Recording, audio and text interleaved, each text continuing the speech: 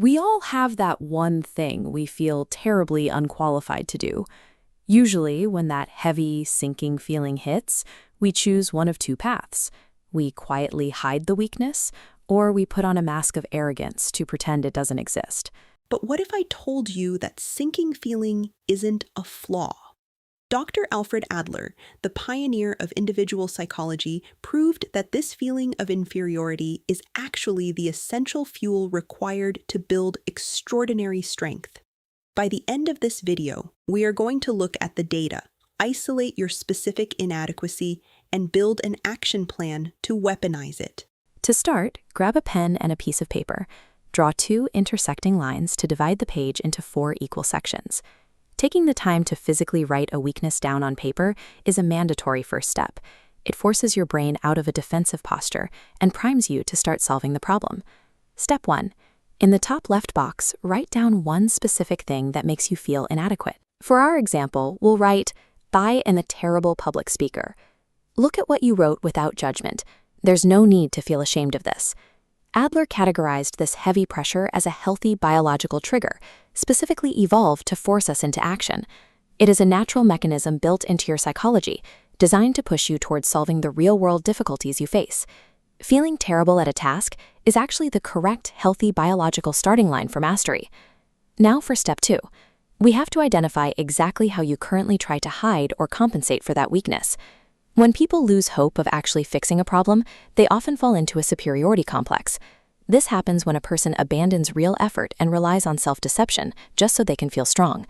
A person might act dominating and arrogant in meetings to hide the fact that they feel unintelligent. Others might weaponize helplessness, acting so incapable that they force everyone around them to provide constant care and attention. Adler compared this to a person who worries about being too short, constantly walking on their tiptoes to artificially appear taller. This fictional superiority is an illusion designed only to mask a deeply rooted feeling of inferiority. In your second box, write down the toxic coping mechanism you use to hide your weakness. Then take your pen and cross it out. This behavior must go. It directs energy toward a meaningless goal and leaves the real problem completely unresolved. Think about a person in your life who always has to be the loudest in the room, the one who constantly talks over people in meetings so they sound smart. Adler calls this a superiority complex.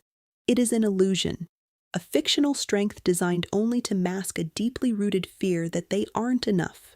If you refuse to abandon this mask of arrogance, your core weakness will never improve. Step 3 requires you to replace that mask with a practical effort, a deliberate action that directly confronts the reality of your weakness.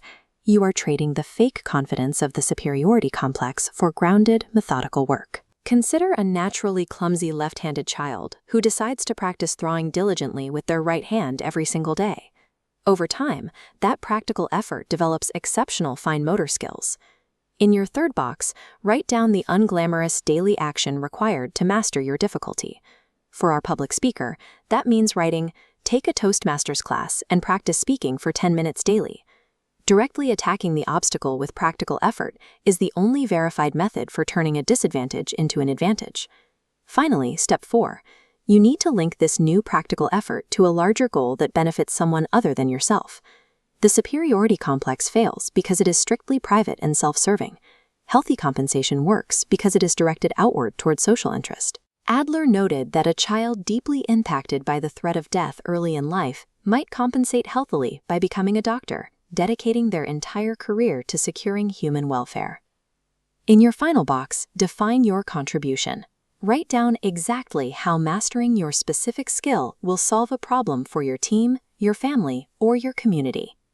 When your energy is focused on others, you naturally train yourself to navigate internal obstacles, allowing the original weakness to become the foundation of a new strength. Review your completed document. You have just mapped the exact journey from a vague, heavy insecurity to a tangible, outward-facing goal. This complete action plan shows you exactly what to aim for and exactly what toxic behaviors to abandon. You have successfully bypassed the illusion of superiority and chosen a roadmap for real, verifiable growth. You've mapped your inadequacy, but the brain has other ways of self-sabotaging before you even take that first step. What happens when your brain collapses under the weight of an inferiority complex? That is a completely different clinical variable. Click right here to look at the data on how to stop it.